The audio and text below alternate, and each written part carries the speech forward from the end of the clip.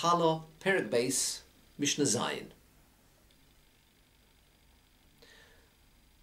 We discussed in the previous Mishnah the shear, the measure needed of dough, so that there would be a chiyuv of challah.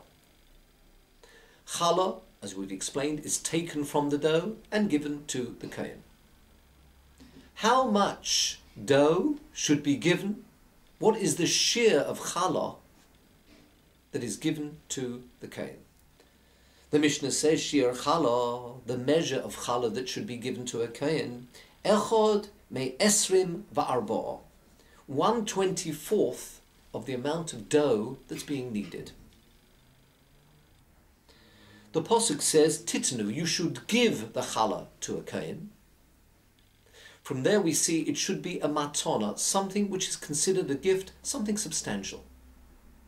Chazal tell us that they decided that what is considered something substantial, if we take the minimum share, the 5 lug of flour, then 1/24 of that would be considered something sizable and a matana which could be given to the kohen.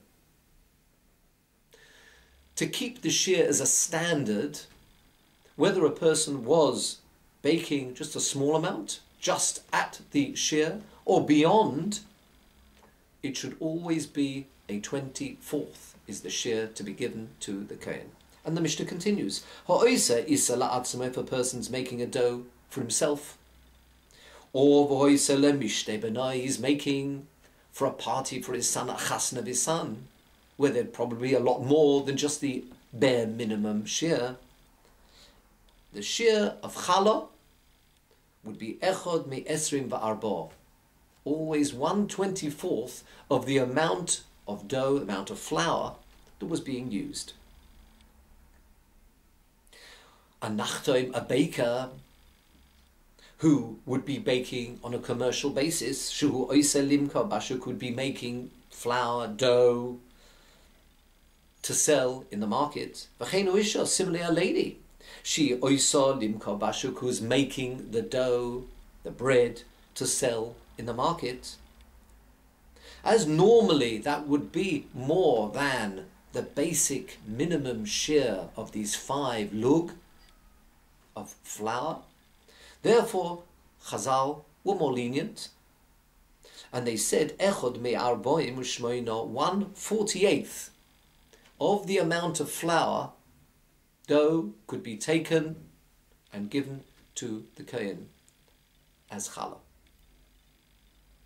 Nitmeis isosa, if her dough became tomei, shogeges or anusa, unintentionally, maybe kalim tameim were used, unintentionally, or anusa, or accidentally, beyond her, the person baking, beyond their control. In other words, perhaps somebody else unintentionally came and made the dough tomei. In those instances, again, Chazal were more lenient, as the dough, the challah that's going to be taken and given to the kohen, the challah is tameah, which means it would have to be burnt. Therefore, Chazal were more lenient, and they said the shear is not 1/24, even if a person was baking for themselves, but echod me arboi mushmoina, 1/48. However, this was only if it became tomei, the dough became tomei accidentally. Nitmeis mezida, if the dough became tomei b'mezid, intentionally. Echod me esrim va'arba, although the dough would still, the challah would have to be burnt because it's challah tameah, Chazal did not relax their shear down to 1/48. Why? Says the Mishnah, Kedei shelo yehei choytei niska, so that the sinner should not profit from sinning. He had made the dough tomei b'mezid, perhaps expecting then only to have to take 1/48 and give that to the kohen, the remainder being his own. Says the Mishnah, no. If a person's made it tomei b'mezid, so that they should not profit from this aveira, the shear would be the standard shear, assuming they were making for themselves, the shir would be Echod Me'esrim V'Arba 1/24.